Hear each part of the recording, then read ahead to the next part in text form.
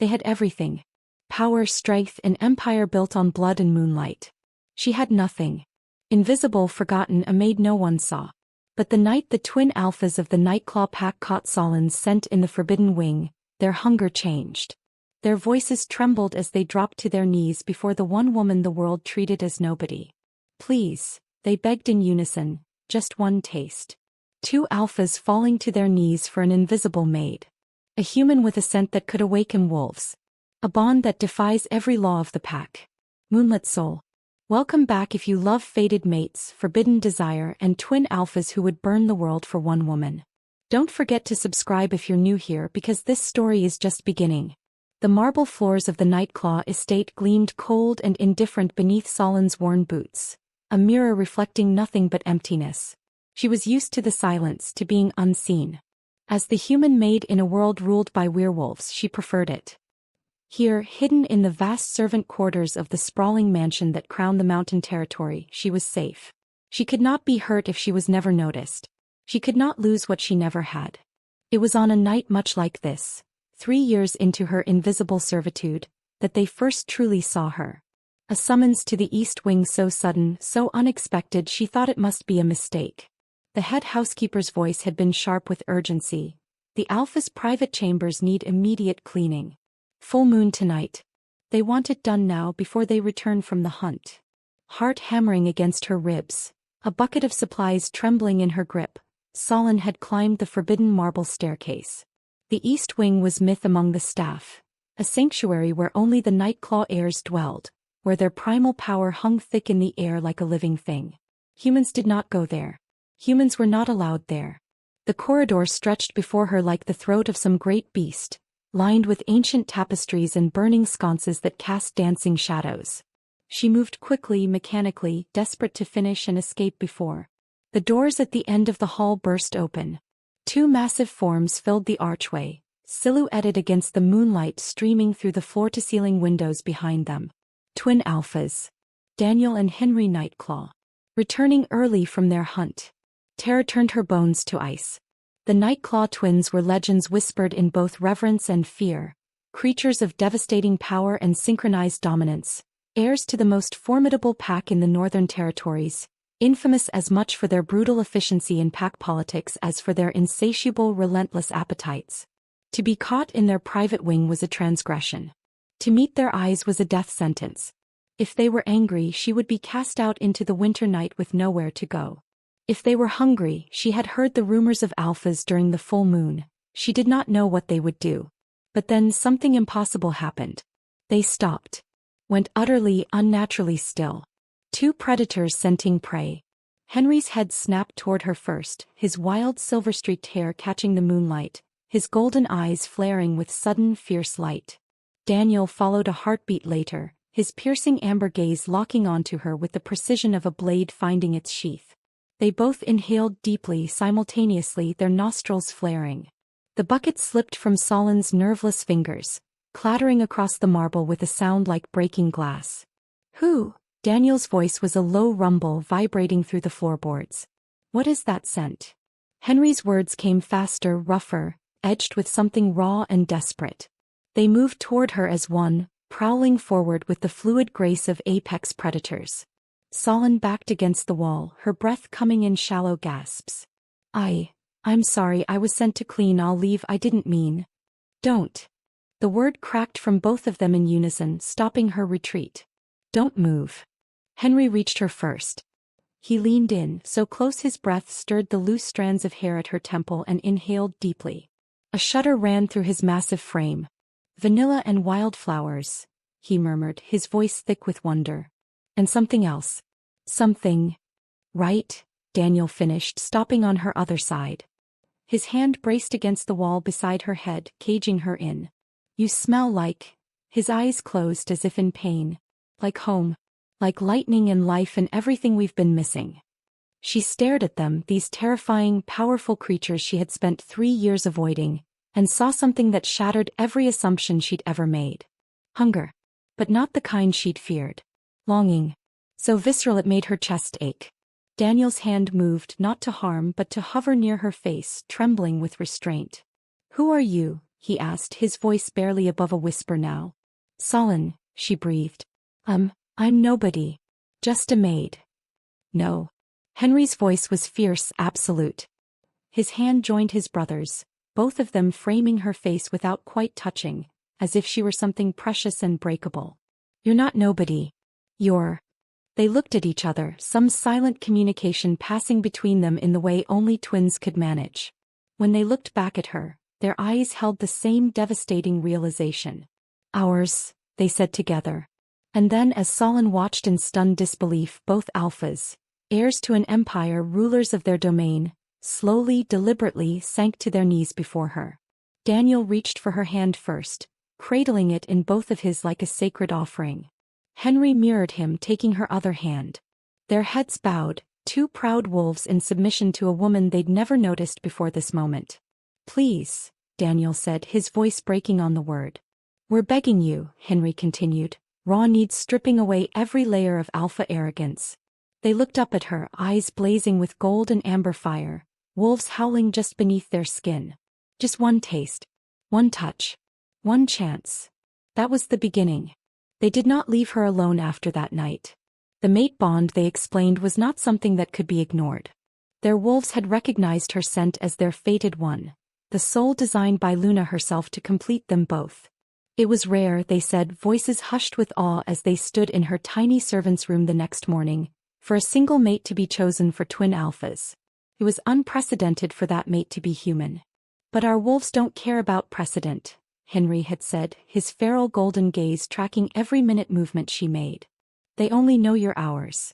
Daniel, ever the strategist, had been more measured but no less intense. We understand this is overwhelming. We won't force you. But we need you to understand, now that we've found you, we can't simply walk away. Our wolves won't allow it. Solon should have been terrified. She should have run. Instead, she found herself trapped in a different kind of prison. Not of walls, but of wanting. Because they were everywhere. Daniel appeared in the library when she was dusting the ancient volumes, his amber eyes watching her with an intensity that made her skin prickle with awareness.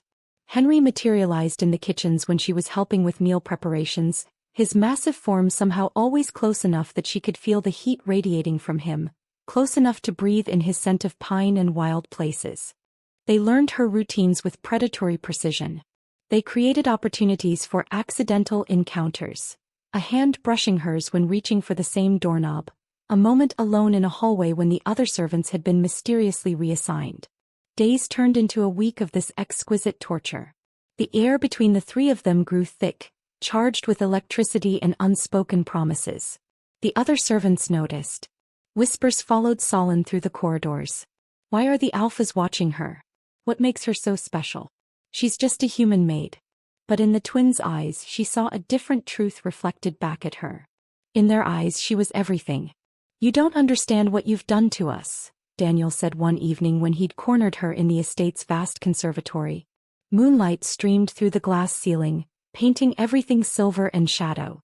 Before you there was duty, power, responsibility, but no peace, no sense of home. Henry had appeared behind her. They always moved as one, two halves of a whole, and his voice was rough with emotion. You're not invisible to us, Solon. You're all we can see. She turned, finding herself trapped between them once more. But this time she didn't want to escape. I'm nobody, she whispered, years of rejection making the words automatic. I'm just a treasure, Daniel interrupted fiercely. Not a curse. Not invisible. Not nothing. He moved closer, his hand finally, making contact, cupping her face with a gentleness that contradicted his immense strength. You're our fated mate, Barluna. Our everything. The wolves in their eyes were so close to the surface now, amber and gold bleeding into the human brown. Their control was fracturing. We can feel your heart racing, Henry murmured, his thumb brushing over her pulse point. We can sense your desire. You want this too. Want us. She did. Heaven help her, she did. The pack will never accept it, she managed even as she leaned into Daniel's touch. I'm human. You're ours, they said in unison. You're ours and nothing else matters. But everything mattered. And in the days to come Solon would learn just how much their bond would cost them all. The marble staircase stretched endlessly upward, each step echoing Solon's rapid heartbeat back at her like a taunt. 3 years she'd worked in the Nightclaw estate, 3 years perfecting the art of being invisible, and now she was climbing toward the one place she'd spent those years carefully avoiding. The East Wing. The Alpha's domain. Just clean quickly and leave, she whispered to herself, gripping her supplies until her knuckles went white. They're on their hunt. They won't even know you were there. The lie tasted bitter even as she spoke it. The corridor at the top was exactly as she'd imagined it would be, intimidating, beautiful, and saturated with power. Ancient tapestries depicting wolves under full moons lined walls of dark wood. Sconces burned with flames that seemed to pulse in rhythm with something primal. The very air felt alive, electric, hungry. Solon moved quickly through the first chamber, polishing surfaces that were already pristine. The twins' private sanctuary was immaculate. Clearly they didn't actually need a maid. So why had she been summoned? The question died as moonlight suddenly flooded the room. She turned toward the massive windows and froze. The full moon hung enormous in the sky, so close it seemed she could touch it. Beautiful. Terrifying. And directly in her line of sight stood 2 silhouettes on the balcony beyond the glass. Oh. They were supposed to be hunting. They were supposed to be gone. Daniel and Henry Nightclaw stood bathed in silver light, their bodies rigid, their heads tilted back as if in communion with the moon itself. This was the full moon ritual she'd heard whispered about. The moment when alphas shed their human restraint and let their wolves rise to the surface. She should leave. No. Immediately. But she couldn't move. Couldn't breathe. Could only watch as Daniel's dark hair seemed to shimmer, as Henry's silver-streaked mane caught the light like molten metal. Power radiated from them in waves that made her skin prickle even through the glass. Then Henry's head turned. Slowly. Deliberately. His golden eyes found her through the window. The world stopped. His entire body went rigid. His nostrils flared. And then his lips pulled back in something between a snarl and a gasp of recognition. Daniel's reaction was instantaneous, his amber gaze snapping to where his brother stared, locking onto Solon with the precision of a predator finding prey. They moved as one, turning fully toward her. Even through the glass she could see their chests heaving, see their eyes beginning to glow with that otherworldly light that meant their wolves were surging forward. Run. The bucket clattered from her hands, supplies scattering across the marble. Solon spun and fled, her boots sliding on the polished floor as she sprinted for the stairs. Behind her, the balcony doors exploded open. Wait. Daniel's voice, rough and commanding. Stop. Henry's, desperate and raw. She didn't stop. Couldn't. Terror and something else, something molten and magnetic, propelled her down the stairs, through corridors, past shocked servants who pressed against walls to let her pass. She burst into her tiny room in the servant quarters and slammed the door, pressing her back against it, gasping for air. Outside, somewhere in the vast estate, she heard it. A howl. Then another. Twin wolves singing to the moon. And somehow, impossibly, she knew they were singing for her. Solon slid down the door, wrapping her arms around her knees, and realized with bone-deep certainty that her invisible life was over. The alphas knew she existed now.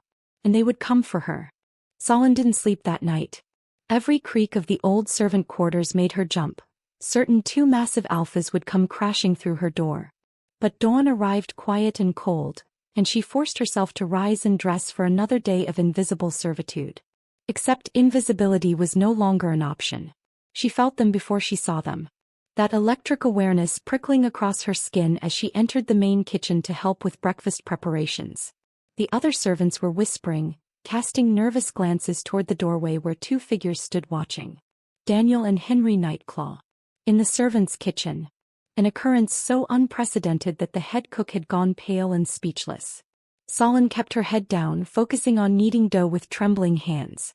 Maybe if she didn't acknowledge them, they would leave. Maybe last night had been a full moon madness that daylight would erase. That's her. Henry's voice carried across the kitchen, rough with certainty. I can smell her from here. Every servant froze. Solon's hands stilled in the dough. Footsteps approached. Heavy. Deliberate. She sensed him stopping directly behind her, close enough that his body heat warmed her back. Vanilla and wildflowers, Henry murmured, and she felt him lean in, heard him inhale deeply near her hair. with something underneath. Something wild and sweet and... Henry. Daniel's voice was sharp with warning. You're frightening her. I'm not trying to frighten her. I'm trying to understand how we never noticed. Henry moved closer still, and Solon felt the brush of his chest against her shoulder blades. How did we never see you? Step back and give her space. Daniel's command was quiet but absolute. Henry retreated with obvious reluctance. Solon finally turned, pressing her back against the counter. Both alphas stood before her, their eyes tracking her every breath. In the morning light, they were even more devastating than memory suggested. Daniel in his tailored black shirt and controlled intensity, Henry in casual leather that did nothing to hide his raw power. What's your name? Daniel asked gently, though his amber eyes burned with barely restrained need. You know my name. Her voice came out barely above a whisper. I've worked here for 3 years. Something like pain flashed across Daniel's face. We were blind. Forgive us. We see you now, Henry added fiercely. That's what matters. The head cook cleared her throat nervously. My lords, perhaps this conversation would be better suited to... We're fine here, Daniel said without breaking eye contact with Solon. In fact, we'll be spending more time in this part of the estate. Getting to know our staff better. Starting now. It was a lie so transparent Solon would have laughed if she weren't terrified. The twins were true to their word, though. Over the following days they were everywhere. When Solon cleaned the library, Daniel appeared with a book he claimed to need, settling into a nearby chair where he could watch her work. His gaze never wavered, tracking her movements with predatory focus. You're very thorough, he observed after an hour of silence. Methodical. I appreciate that. When she polished silver in the dining hall, Henry materialized, claiming he needed to inspect the candelabras. He prowled around her, getting close enough that she could smell pine and moonlight on his skin. Your hands are shaking, he noted, his voice dropping low. Are you afraid of us? I'm afraid of what you want from me, she admitted before she could stop herself. His golden eyes flared. Everything. We want everything. In the gardens, the conservatory, the servants' corridors, they found her. Daniel learned her schedule with calculating precision, engineering moments alone. Henry was less subtle, appearing suddenly around corners, his intensity overwhelming. The other servants watched with a mixture of envy and pity. Whispers followed Solon everywhere now. The alpha's new obsession. How long before they tire of her? What could they possibly want with a human maid? But Solon saw the truth in their eyes, even if she didn't understand it. They looked at her like she was air and they were drowning. And it terrified her almost as much as it made her heart race with something that felt dangerously like hope. The library was Solon's favorite refuge. A vast room of leather-bound books and afternoon sunlight where she could disappear into the rhythm of dusting and organizing. She was balanced on a ladder, reaching for a high shelf, when Daniel's voice cut through the silence. You're afraid to look at us directly. She nearly dropped the book in her hands. He stood at the base of the ladder, one hand resting on the wood as if to steady it. Or trap her. I'm working, my lord. Daniel. His voice was firm. My name is Daniel. And you didn't answer my observation. Solon forced herself to meet his amber eyes. The intensity there stole her breath. I'm a servant. It's inappropriate to... To what? To acknowledge that you're terrified of what's happening between us. He moved closer, tilting his head back to hold her gaze. Come down. Please. Let me see you properly. Something in his tone, not a command but a request edged with vulnerability, made her comply. She descended the ladder carefully, hyper-aware of how he tracked every movement. When her feet touched the floor, she found herself caged between the ladder and his body. There, he murmured. That's better. What do you want from me? The question burst out, raw with weeks of confusion and fear. Why are you doing this? I'm nobody. I'm just... exquisite. The word stopped her cold. Daniel's hand rose slowly, giving her time to retreat, before his fingers ghosted along her jaw. You're exquisite, Solon. The fact that we never saw it before, that the entire pack has overlooked you, that's our failure. Our blindness. Their loss, our gain. You don't even know me. Then let us. Another voice joined them. Henry appeared in the doorway, his feral grace making the enormous library feel suddenly smaller. Let us know you. Let us prove this is real. This. Solon's laugh was brittle. This obsession. This game. This is a mate bond. Daniel's voice was quiet but absolute. He glanced at his brother. We need to tell her everything. Henry crossed the room in long strides, taking position on Solon's other side. Together, they formed a triangle of heat and intention that made her head spin. In our world, Daniel began, his hand still cradling her face with reverent gentleness, Luna, the moon goddess, chooses mates for her wolves. Fated pairs whose souls are designed to complete each other. When we caught your scent that night, Henry continued, his golden eyes blazing, our wolves recognized you instantly. It's not something we can control or ignore. It's written in our very bones that you belong to us. Both of you. The impossibility of it made her voice crack.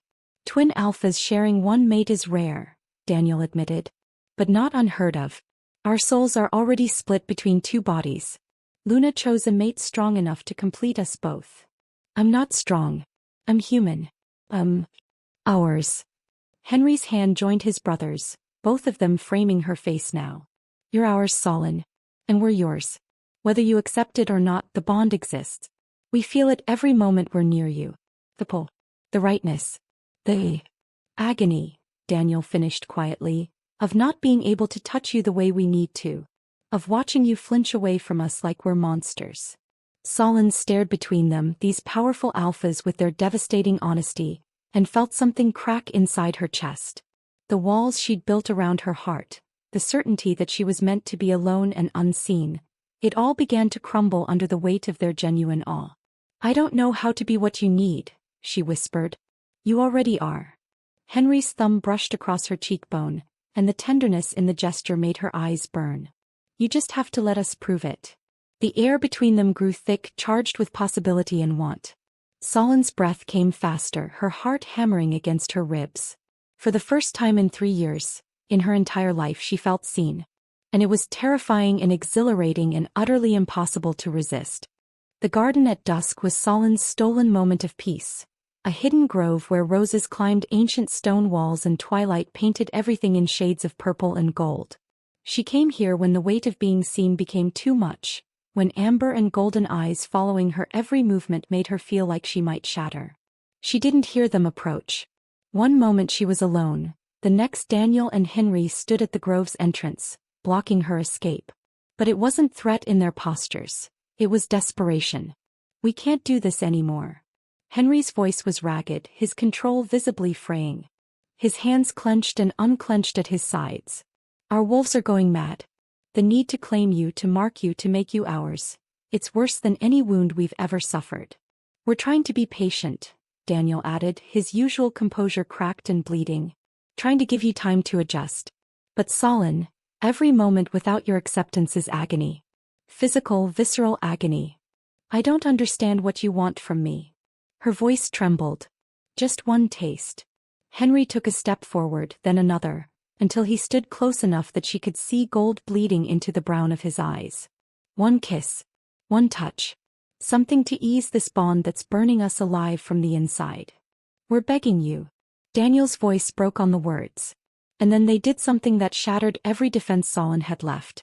Both alphas, heirs to an empire, the most powerful wolves in the territory, dropped to their knees before her in the fading light.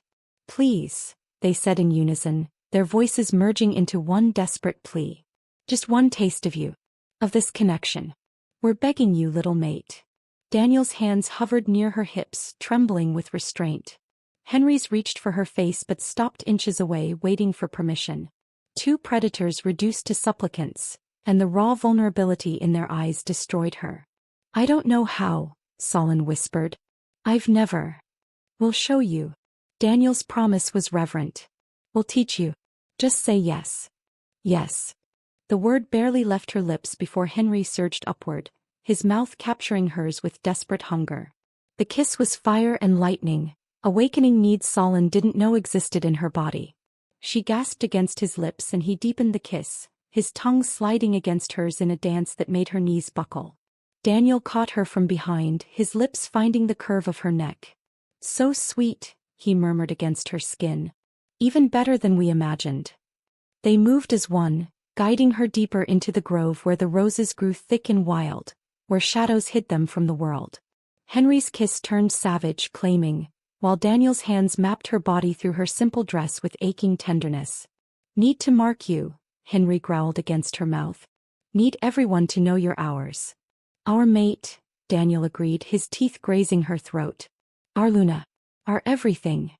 Solon should have been frightened by their intensity, by the possessive growls rumbling in their chests. Instead she felt herself igniting, burning with a need that matched theirs. When Henry's lips left hers to trail down her neck, Daniel turned her face to claim her mouth. The kiss was different from his brother's. Controlled where Henry was wild, strategic where Henry was instinct, but no less devastating. Their hands were everywhere now, learning her, worshipping her, stripping away her defenses along with her clothing. The evening air kissed her bare skin moments before their mouths did. Beautiful, Daniel breathed. Absolutely perfect. Ours, Henry snarled, and she felt his teeth graze her shoulder. A warning, a promise.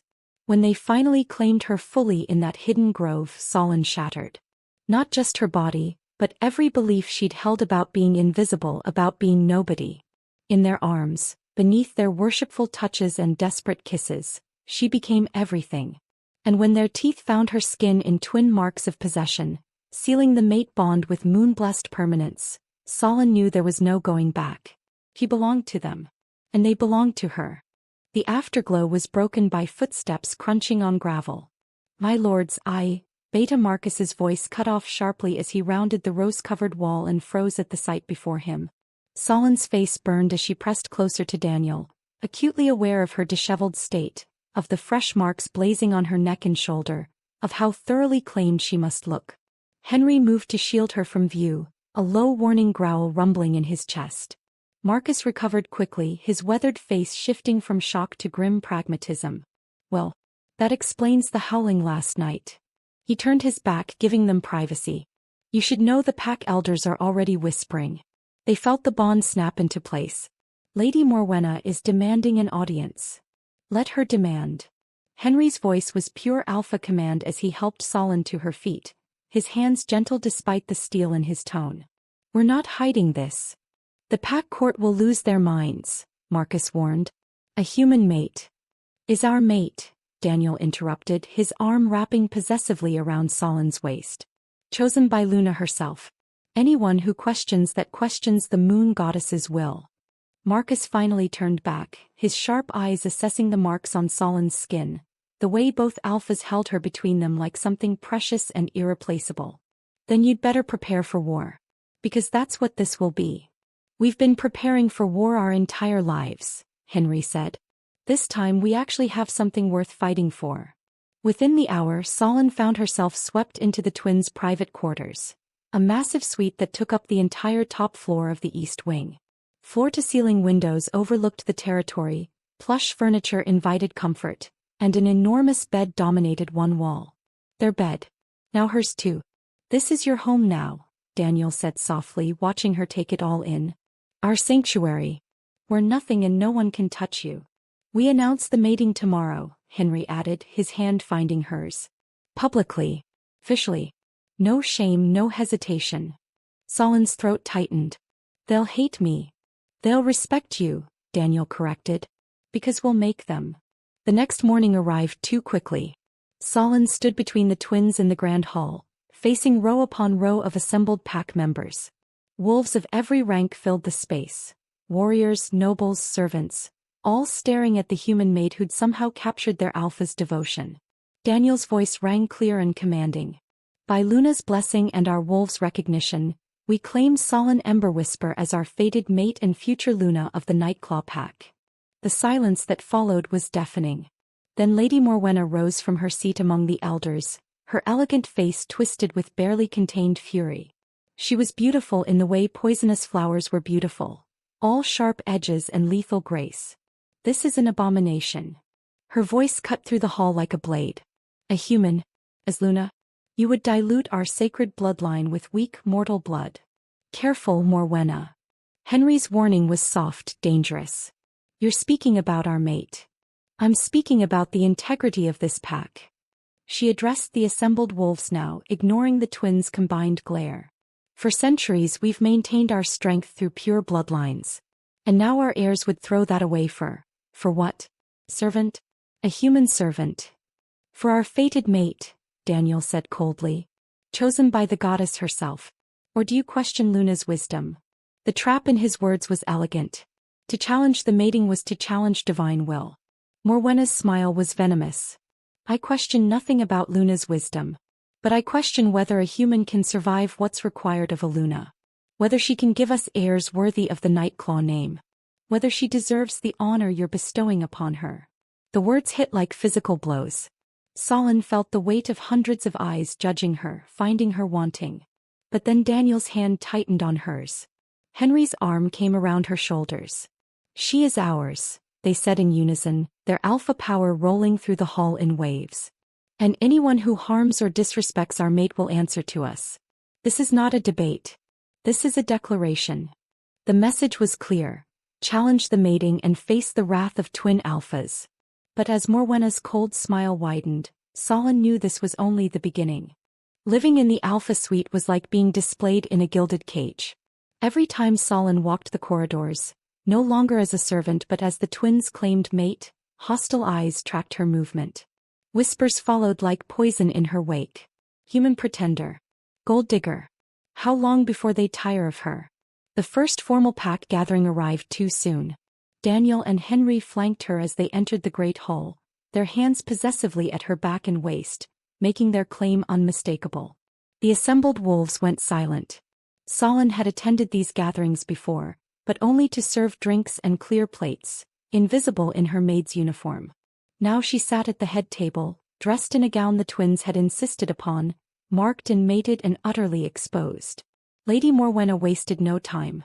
She rose with practiced grace, her voice carrying through the hall. I speak for many when I say we have concerns about this arrangement. Concerns. Daniel's tone was ice. Choose your next words carefully, Morwenna. The legitimacy of a human Luna. Morwenna addressed the room rather than the alphas, playing to her audience. Can she shift? Can she run with the pack during the full moon? Can she withstand the rigors of an alpha's claiming without breaking? Her eyes cut to Solon, venomous and assessing. Can she give us heirs with the strength to lead, or will she dilute our bloodline into weakness?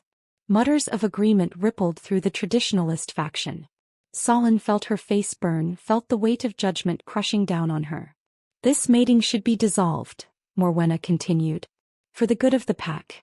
Before it's too late. The temperature in the room dropped. Both twins rose simultaneously, their combined alpha presence rolling through the space like thunder. Wolves throughout the hall instinctively lowered their eyes, their bodies responding to the dominance display even as their minds rebelled. Let me be absolutely clear. Daniel's voice was soft, deadly. Solon Emberwhisper is our fated mate, chosen by Luna, marked and claimed by our wolves.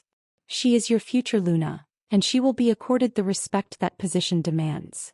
Anyone who harms her, Henry continued seamlessly, his feral intensity a perfect complement to his brother's cold precision, anyone who threatens her, anyone who shows her disrespect, will be exiled from this pack. Immediately. Permanently. And if exile doesn't satisfy us, Daniel added, his amber eyes blazing, we will invoke our right as alphas to demand blood satisfaction. Do you understand what that means, Morwenna? It means death. The hall went deathly silent. Blood satisfaction was an ancient, brutal law, an alpha's right to kill anyone who threatened their mate or family. It hadn't been invoked in generations. You would threaten your own pack members? Morwenna's voice was strained. For a human?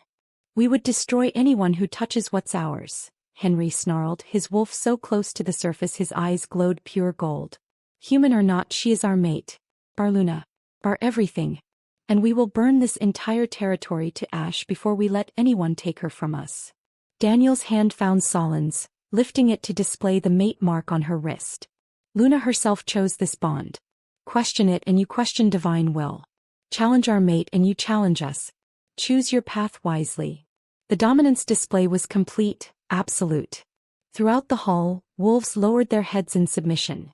Even Morwenna eventually dipped her chin, though rage burned in her eyes.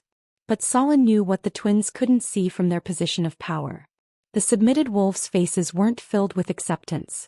They were filled with resentment, with barely suppressed fury, with the promise of continued resistance. The twins had won this battle with threats and alpha authority. But the war for the pack's acceptance had just begun. And Solon was terrified she would be the one caught in the crossfire. The door to the alpha suite had barely closed behind them before Solon's composure shattered.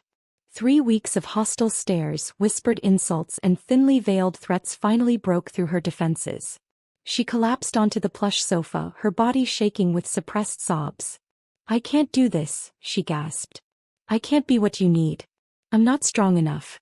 I'm just—" "Stop." Daniel was beside her instantly, gathering her against his chest. "Don't finish that sentence. They hate me." The words tore from her throat. "Every single one of them wants me gone. Dead probably. And I've brought this on you, the challenges to your authority, the division in the pack." "We brought this on ourselves," Henry corrected, dropping to his knees before her, his hands cradling her face. "By being too blind to see you for 3 years. By letting you suffer in invisibility while we played at being alphas. You don't understand." Solon tried to pull away, but they held her gently, inexorably. "You're risking everything for me. Your leadership, your pack, our sanity," Daniel interrupted quietly. "Do you want to know what it was like before you? The loneliness of dual alpha leadership." She stilled, caught by the raw pain in his voice. "Everyone sees the power," he continued, his amber eyes haunted. "The strength, the dominance, the control. No one sees the weight. The constant pressure to be perfect, to be unbreakable, to lead without faltering. We've shared everything since birth," Henry added, his thumbs brushing away her tears. "The alpha mantle, the pack's expectations, the burden of our bloodline. But we've never had anyone who was ours. Who saw us as more than just the Nightclaw heirs. We thought we'd never find a mate who could handle both of us," Daniel confessed. "That we were destined to rule alone, to share power but never truly share our lives with someone who could love us both equally. Then we caught your scent," Henry's voice broke, "and our wolves recognized what we'd been missing.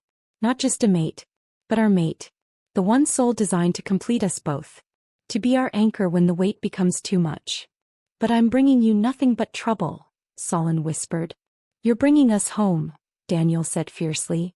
"Every moment with you, every time we see you in our space, wearing our marks, breathing our air, it's the only time we feel at peace. The only time the pressure doesn't crush us." Henry's hands slid to her waist, pulling her closer. "We're terrified you'll reject us. That the danger we've brought into your life, the enemies we've made for you, will drive you away. That you'll decide we're not worth the fight." The vulnerability in their eyes, in their voices, shattered something in Solon's chest and rebuilt it stronger. These powerful alphas, these fearsome leaders, they needed her as desperately as she needed them. "I'm not going anywhere," she said, and felt the truth of it settle into her bones. "I'm terrified, yes. But I'm not leaving." "Our anchor," Daniel murmured, his lips finding hers in a kiss that tasted of relief and reverence. "Our home," Henry echoed, his mouth claiming her throat, her shoulder, the mate marks that branded her as theirs. What followed wasn't just passion, it was sanctuary.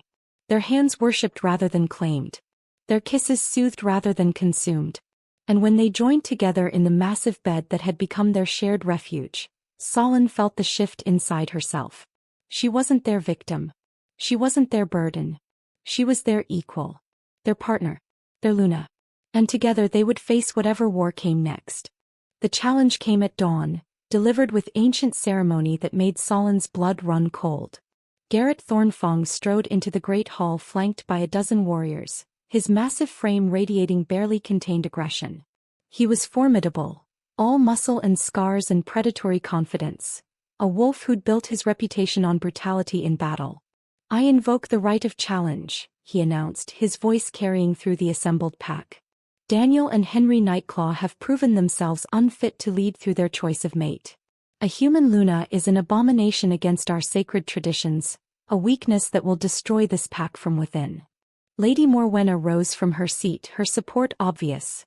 "The challenge is witnessed and seconded. Pack law must be honored." Daniel's growl was pure menace. "You dare." "I dare because our pack deserves alphas who put tradition and strength above their own desires," Garrett interrupted. Alphas who won't compromise our bloodline for a human's warmth in their bed. Henry lunged, but Marcus caught him, holding the furious alpha back. Not here. Not like this. Traditional pack law demands resolution during the full moon, Morwenna said, her satisfaction barely concealed. 3 nights from now. A physical contest, to death or submission. The winner claims the alpha position. Or positions, Garrett added with a cruel smile.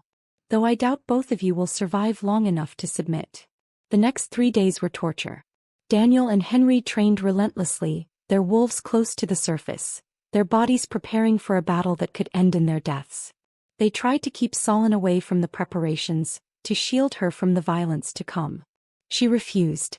I won't hide while you fight for your right to be with me, she told them that first night, her voice steady despite her fear.